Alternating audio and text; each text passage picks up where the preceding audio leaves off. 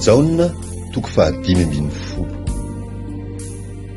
Jesosy ilay tena voaloboka. Jaona toko 5:10, andininy voalohany hatramin'ny faharaiky 10. Izaho no tena voaloboka ary ny raiko no mpamboatra. Ny sampany rehetra eo amiko izay tsy mamoa dia esoriny, fa ny sampany rehetra izay mamoa kosa dia amboariny mba hamobebe kokoa. Efa madio rahateo ianareo no ny teniko izay nolazaiko taminareo. Tomoera amiko ary izaho aminareo.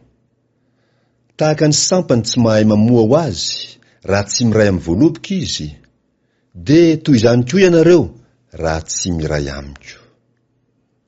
Izaho no voaloboka, ianareo no sampany. Izay miray amiko ary izaho aminy, dia mamoa be izy.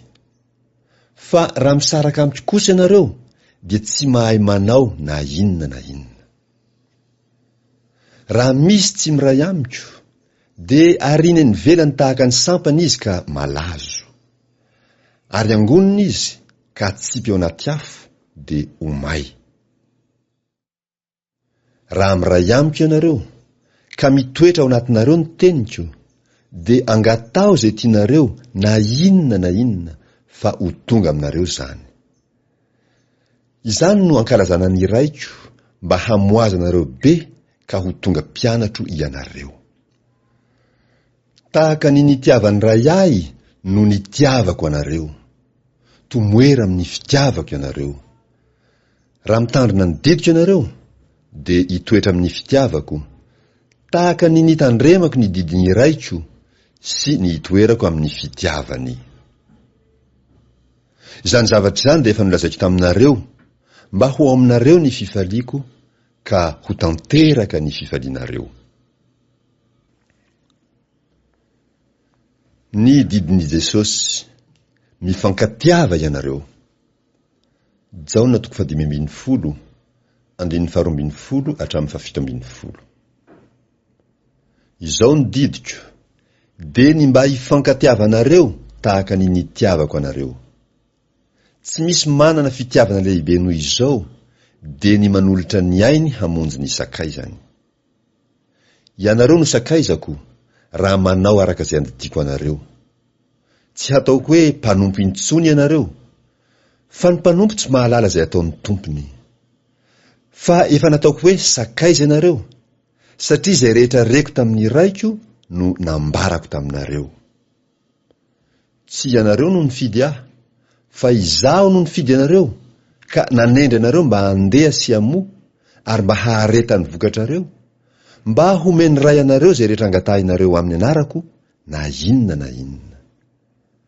Izany zavatra izany no andidiko anareo mba hifankatiavanareo. Tsy naman'izao tontolo izao reo izay an'i Jesosy. Hankahala ny anjitra azy ireo izao tontolo izao. Jaona toko 5:10, andininy 19 hatramin'ny 21. Raha halan'izao tontolo izao ianareo, dia aoka ho fantatrareo fa izaho efa halany talohanareo. Raha naman'izao tontolo izao ianareo, dia ho tiany azy izao tontolo izao. Fa satria tsy naman'izao tontolo izao ianareo, fa izaho efa nifidy anareo tamin'izao tontolo izao, dia halan'izao tontolo izao ianareo. Tsarovy ny teny izay nolazaiko taminareo hoe ny mpanompo tsy lehibe noho ny tompony.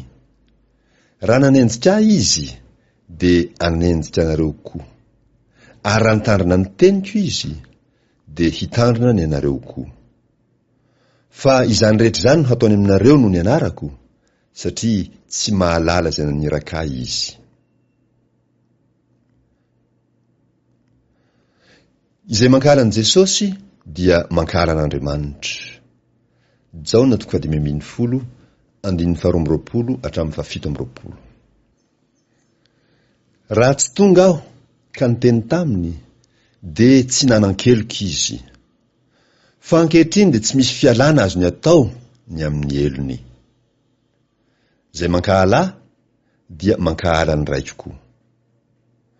Raha tsy nataoko teo aminy izay asa tsy nataon'olona, dia tsy nanan-keloka izy. Fa ankehitriny efa hitany sady efa halany aho sy ny raiko koa.